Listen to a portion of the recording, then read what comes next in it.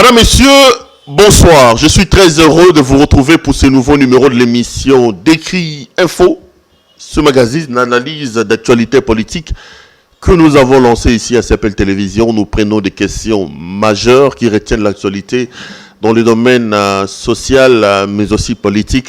Nous les mettons sur la table et nous tentons de leur donner un sens et une forme selon nous.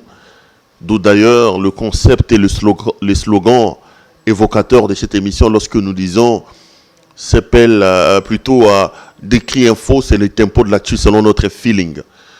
Nous avons notre manière de sentir les choses, nous avons notre manière de voir les choses. Nous sommes dans un pays de démocratie, supposé être un pays de démocratie.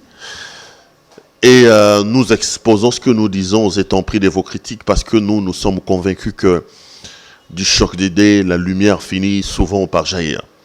Je voudrais ici vous dire grand merci de l'intérêt que vous n'arrêtez de continuer à accorder à cette émission et à cette chaîne. J'aime quand vous nous appelez pour des critiques, pour des remarques, même aussi pour des félicitations. J'aime également vous voir continuer à vous abonner très massivement. Je regardais sur notre chaîne YouTube, j'ai vu que les abonnements continuent à se multiplier. Je voudrais d'ailleurs être très reconnaissant dans ce sens-là et vous exprimer toute ma gratitude pour la confiance que vous n'arrêtez de nous témoigner. Merci de continuer à nous aimer, continuer à liker nos vidéos, à le partager et n'hésitez pas à appeler vos membres de famille à pouvoir s'abonner massivement. Les amis, aujourd'hui nous allons parler des réformes au niveau électoral. Vous le savez, le groupe des 13, qu'on appelle les 13 personnalités parmi lesquelles il y avait plus des députés nationaux, ce groupe-là qui avait entamé il y a quelques 2 mois des rondes au fin de recevoir les avis des uns et des autres avant de proposer une restructuration de l'appareil électoral de la République démocratique du Congo, a décidé finalement de ficeler une proposition de loi portant organisation des élections et même portant organisation et fonctionnement de la Commission électorale nationale indépendante. On va parler de quelques points majeurs qu'ils ont déposés là-bas. On parlera du processus de ces groupes des 13 et on tentera là aussi de donner quelques avis en attendant qu'on puisse voir comment la situation va se développer.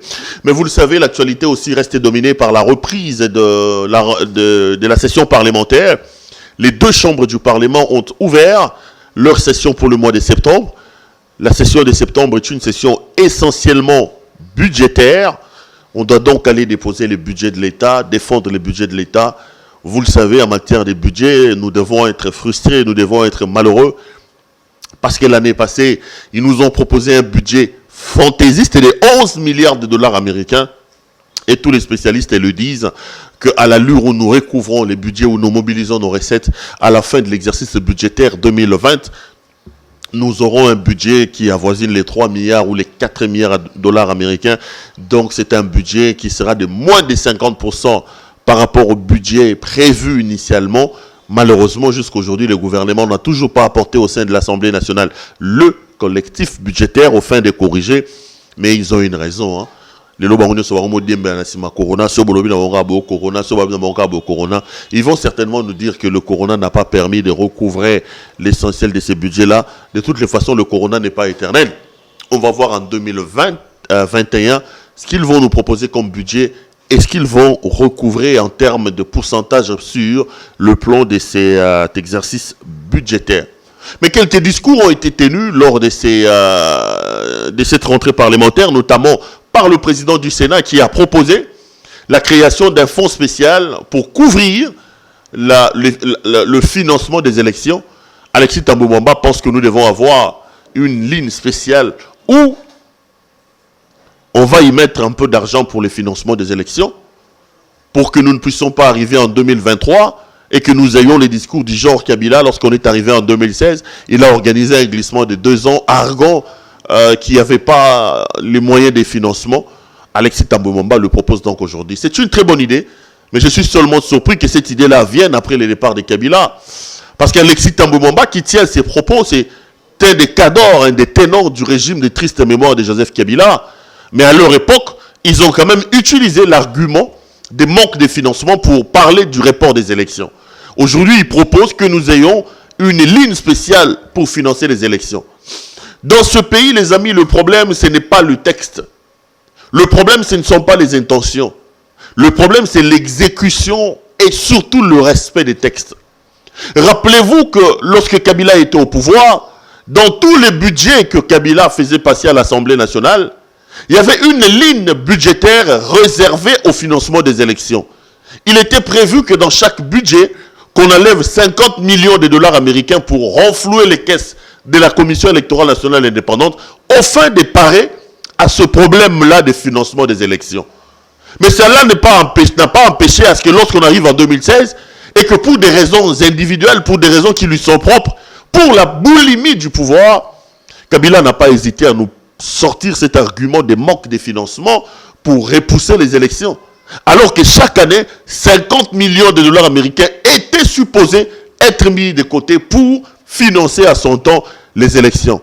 Est-ce que cet argent était effectivement épargné comme les budgets les prévoyaient? S'il était épargné, qu'est-ce que cet argent-là avait fait? C'était à hauteur de combien? Jusqu'à ce qu'il parte, il ne nous a pas donné des explications. Un peu comme aujourd'hui. Il revient encore à la charge avec son Ronsard Malonda, parce qu'on dit, nos amis de Jeune Afrique, notamment le journaliste et Leclerc, qu'ils ont dit, Kabila dit que la question de Ronsard Malonda est une question de vie ou de mort. Ils font passer Ronsard Malonda en force. Heureusement que la dynamique de la rue a bloqué cette installation de M. Ronsard Malonda. Et ils nous disent que c'est une question de vie ou de mort, que le FCC ne va pas reculer sur la question de Ronsard Malonda, alors qu'ils sont en train d'entériner la candidature controversée et contestée de Ronsard Malonda.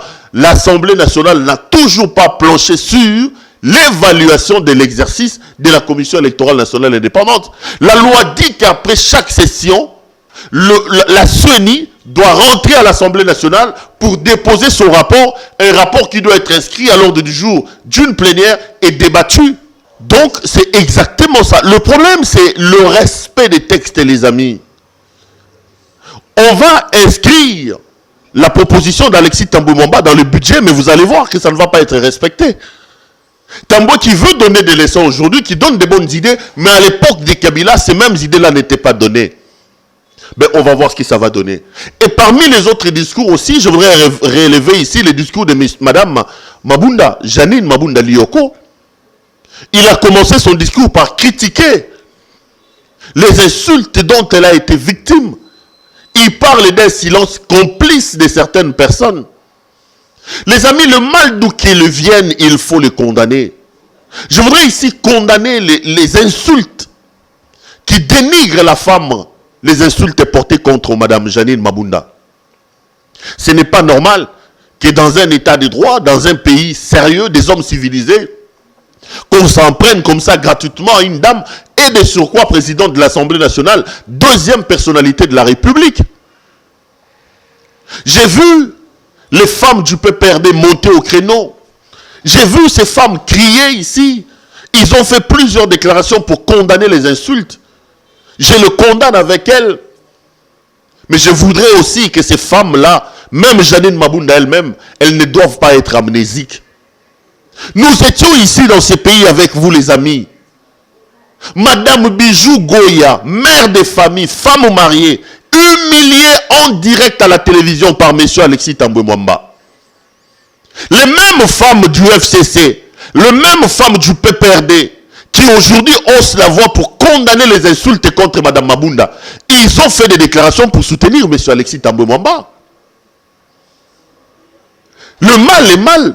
Ça ne doit pas devenir mal parce que ça touche à Mabunda, les amis du FCC. Mabunda n'est pas plus femme que Bijou Goya. Non, les amis, non. Thambwe Mwamba a insulté Bijou Goya ici en direct à la télévision. Une mère de famille, humiliée dans son amour propre. Elle a des enfants qui regardaient la plénière à la télévision. Elle a un mari qui regardait la plénière à la télévision. Est-ce que vous vous êtes mis à la place de ces messieurs-là? Est-ce que vous vous êtes mis à la place de ces enfants-là? Voir leur maman. Pour avoir exercé son rôle de sénatrice en demandant au président du bureau de sa chambre les comptes sur les rénovations opérées au niveau du bâtiment de la chambre haute du Parlement, Alexis Thambwe Mwamba a manqué d'égard à l'endroit de Bijou Goya. C'était à la télévision. Et avant même de parler, il a pris soin de demander aux caméramans de venir. Où était Mabunda, Janine Mabunda, femme de son état, lorsque les écarts de langage étaient sortis contre la sénatrice Bijou Goya? Bijou Goya Libende. Elle devait supporter les humiliations. Mais puisque c'est Mabunda, les mêmes femmes du MCC qui ont soutenu Alexis Tambwe Mwamba, aujourd'hui ils haussent la voix plutôt pour condamner les insultes contre Mabunda. Et soit le mal. Autant je condamne les condamnations, les insultes contre Mabunda, autant à son temps, j'avais haussé la voix ici pour dire que ce que M. Alexis Tambwe Mwamba m'a fait, ce n'est pas une bonne chose. Vous ne devez pas attendre que Zouabino, Libanga Zouagi Tchakou Bosekagit. Libanga Luzi Tchakou Baneke Boseki. Les le Zubinot. J'ai vu, ils ont multiplié des déclarations ici. Bijou Goya est allé porter plainte contre Alexis Tambwe Mwamba. Le procureur de la Cour de cassation a écrit au Sénat pour demander la levée des immunités de M. Alexis Tambwe Mwamba. Pour qu'il réponde de ses actes devant la justice. Le FCC qui est majoritaire au Sénat a bloqué la machine. Aujourd'hui, c'est le régime d'impunité. Alexis Tambwe Mwamba ne peut pas aller répondre.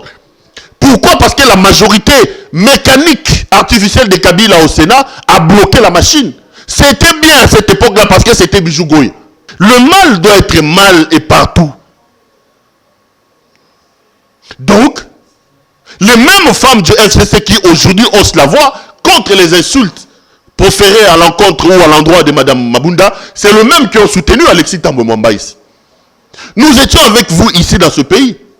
La fille d'Alphonse Ngoïka Sanji a insulté publiquement ici Mme Denise Diakero. Gratuitement. La pauvre distinguée première dame ne lui avait rien fait. Est-ce que vous avez entendu les femmes du FCC lever la voix pour condamner la fille de Ngoïka Sanji? Le père lui-même, Ngoïka Sanji, a dit que sa fille avait des problèmes au niveau de la tête. Mais quelle est cette femme du FCC qui a haussé la voix? J'ai suivi Mme Mabunda à Top Congo dire, avec ses insultes, c'est l'image de la femme qu'on rétrograde. Mais Mme Mabunda était ici. Lorsque Bijou Goya s'est fait insulter en direct à la télé, Mme Mabunda était ici. Lorsque la fille de Ngoïka Sanji a insulté la première dame, vu sa position de la présidente de l'Assemblée nationale, il suffisait qu'elle hausse la voix et sa voix allait porter. Elle n'a rien fait, elle n'a rien dit. Libanga Luzi Tchakou. Aujourd'hui, Ezouye, vous n'allez pas nous dire que Mabunda est plus femme que Denise Diakero. Le mal, c'est le mal. Les amis, nous avons besoin d'une société où les principes doivent prendre le pas sur les individus. Seules les règles et les principes peuvent nous protéger, nous tous, mutuellement. Mais vous faites des sociétés de castes, des individus. Parce que c'est Mabunda, le FCC doit crier. Parce que c'est Mabunda, les femmes du FCC doivent crier. Alors que nous ne sommes pas amnésiques, il n'y a pas longtemps ici, une autre femme, mère de famille, épouse de quelqu'un, Bijou Goya avait été en direct insultée ici. Une autre femme, Denise Diakero, mère de famille, épouse de quelqu'un, a été insultée ici par la fille de Ngoïka Sanji. Le même FCC s'était tué. Les Zubango et Komio, silence complice. Yabi nous a complicité. Le mal, c'est le mal. Nous devons condamner le mal d'où qu'il vienne.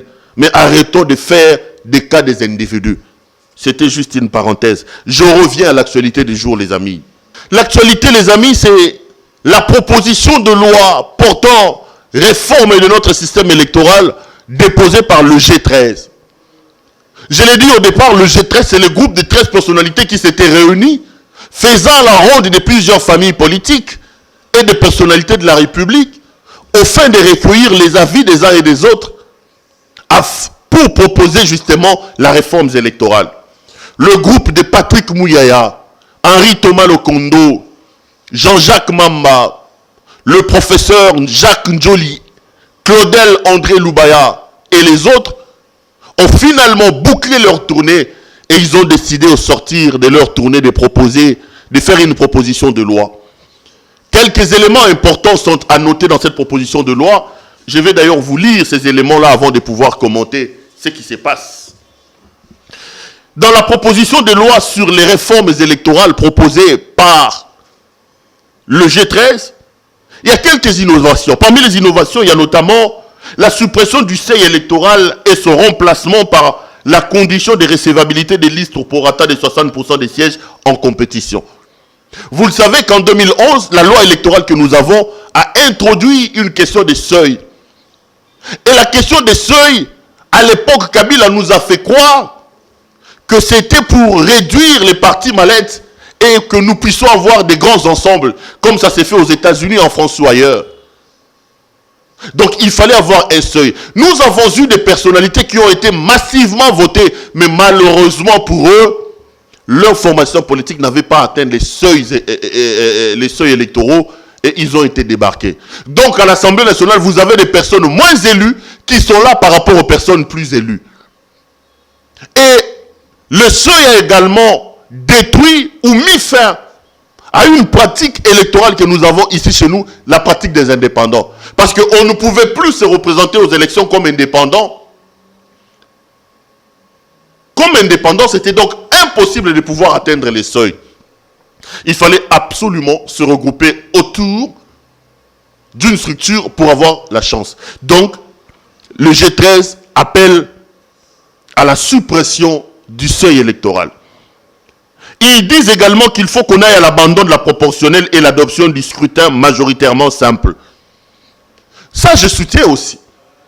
Avec la question de la proportionnalité, vous avez des députés moins élus qui se retrouvent au Parlement parce qu'ils bénéficient des restes de la liste. Parce que vous savez, les élections, c'est à liste des élections proportionnelles. On fait la proportion de toutes les voix obtenues par un groupe.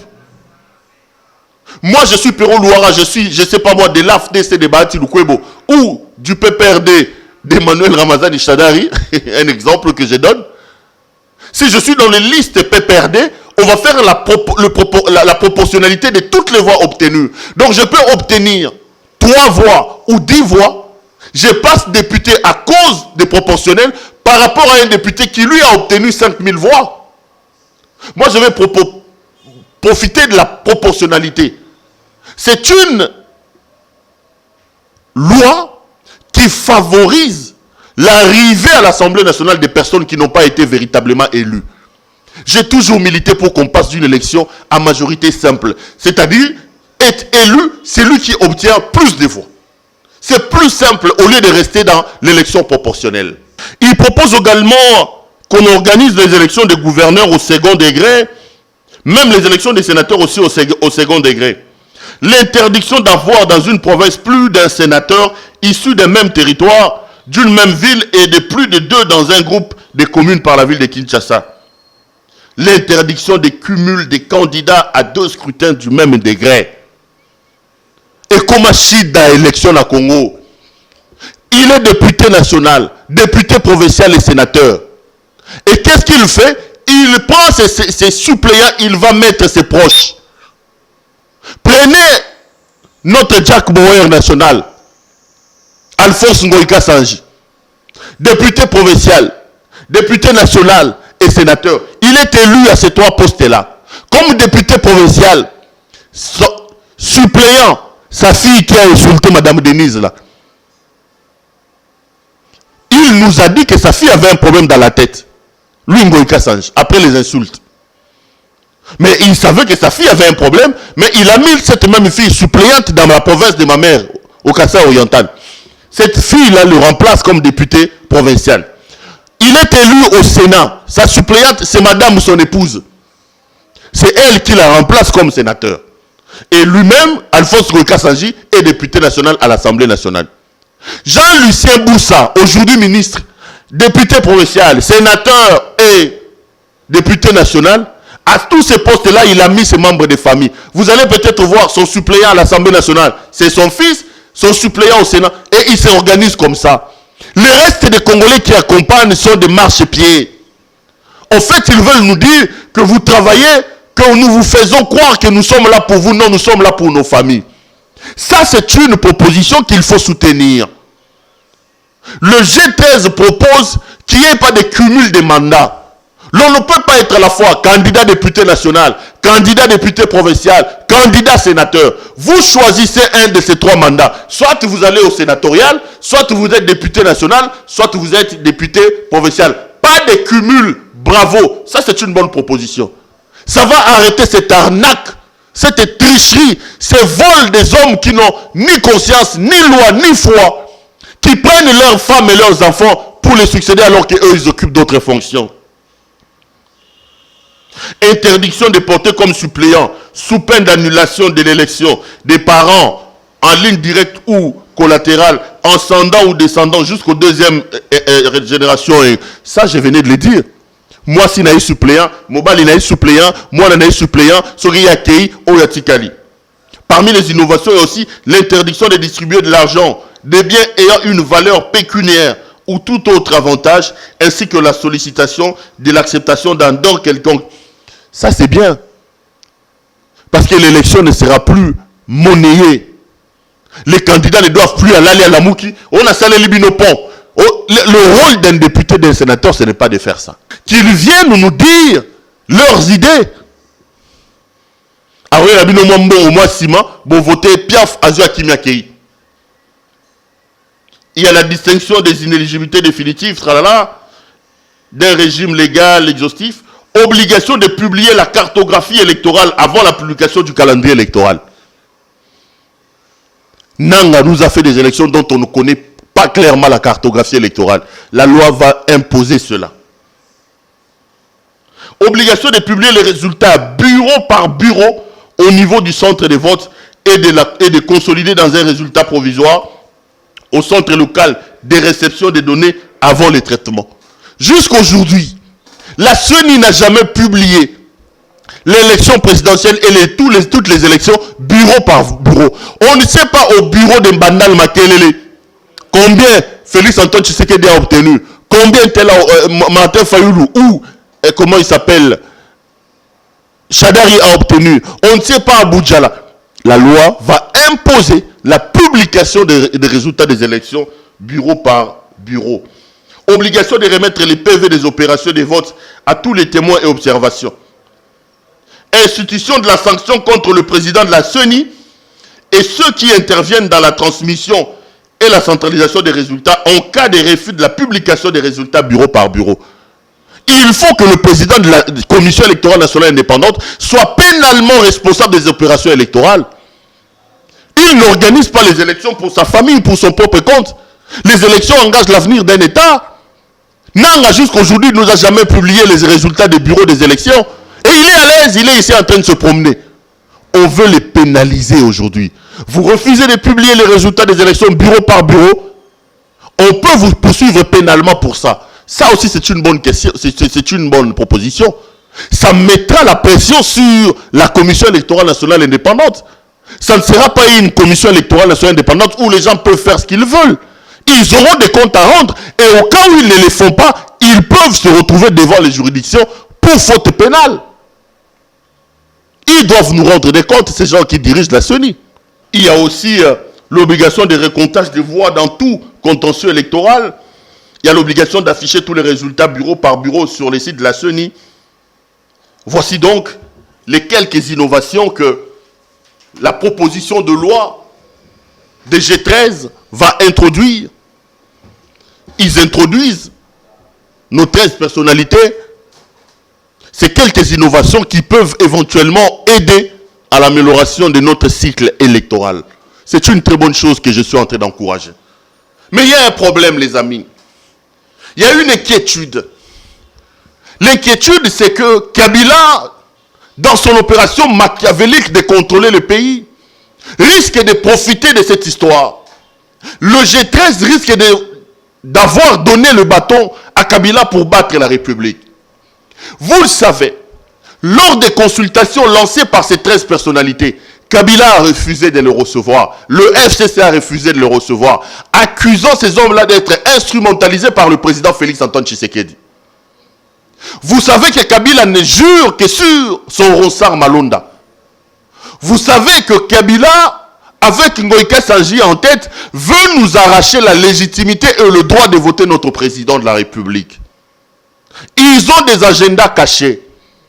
Mon inquiétude à moi, relayée d'ailleurs par le journal Les Phares ce matin, est qu'avec ça, Kabila ayant une majorité mécanique et artificielle au Sénat et à l'Assemblée nationale, il peut récupérer cette proposition de loi et procéder à des amendements qui vont pérenniser ce système de triste mémoire. Ils peuvent se saisir de cette proposition de loi en disant c'est une proposition de loi qui ne vient pas de nous. Parce que vous le savez, lorsqu'un député national dépose une proposition de loi, une fois que la proposition est jugée recevable, la proposition n'appartient plus à ces députés-là. Elle peut subir les amendements et les modifications de la Chambre qui le reçoit. L'inquiétude ici est qu'ils peuvent utiliser cette arme que le G13 leur donne en procédant par des amendements et des modifications pour renforcer leur volonté de pouvoir revenir aux affaires et de contrôler tout. Ici, c'est l'occasion d'appeler les Congolais, d'ouvrir l'œil et le bon. Kabila, ce n'est pas un enfant de cœur. Kabila veut s'organiser pour rentrer au pouvoir. Il peut se saisir de cette proposition de loi, les amis. Et il faut que les Congolais ouvrent l'œil et le bon. Il voudrait donc s'organiser pour revenir.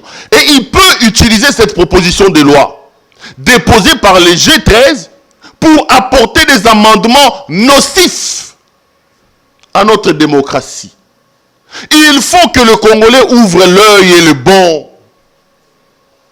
Le salut de ce pays contre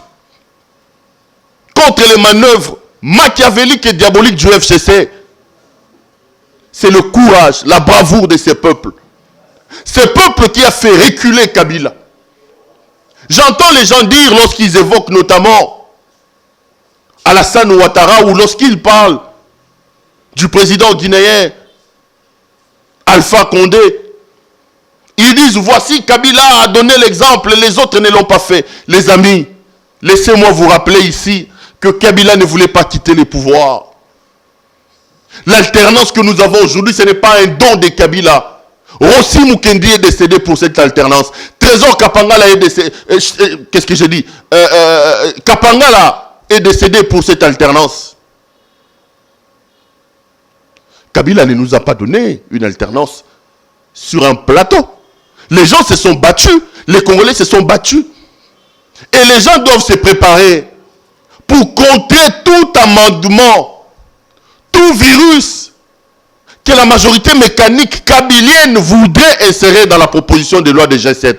Parce que le danger ici, ils risquent d'utiliser cette proposition de loi comme un bâton qu'on leur donne pour battre les gens ici. La dynamique de la rue, la voix Kabila recule, il a peur de la population. Il se sait mal aimé, il sait qu'on ne l'aime pas, il sait qu'il est honni. Et à chaque fois que la rue a haussé la voix, Kabila a reculé. S'il a organisé l'élection en 2018, en refusant non seulement de tripatouiller les élections pour un troisième mandat, encore moins de passer en force en faisant passer son lieutenant Ramazani Chadari, c'est parce qu'il craint la dynamique de la rue. Il faut que la rue se prépare. Il faut que les Congolais qui aiment leur pays puissent se préparer. Au cas où Kabila voulait nous imposer des amendements virus dans cette proposition de loi, la rue doit s'élever pour protester contre le FCC qui n'a de visée que le retour de cet homme que la plupart des Congolais ont vomi et honni, qui est Joseph Kabila, qui nous a dirigés pendant 18 ans et qui a complètement détruit ce pays. Voilà les amis, qu'est-ce que je voulais, les peu de choses que j'avais à vous dire aujourd'hui. Prenons notre courage, préparons-nous à nous battre pour ce pays. C'est le seul bien que nous avons nous tous en commun et c'est le seul bien que nos ancêtres nous ont légué, que nous aussi, nous laisserons à nos enfants. J'ai été heureux de vous présenter cette émission, je le serai lors d'un prochain numéro. Il ne me reste plus qu'à vous dire grand merci de nous avoir suivis et de vous demander à très bien prendre soin de vous, car vous le savez, chaque jour compte et chaque jour est une vie. Bonsoir chez vous.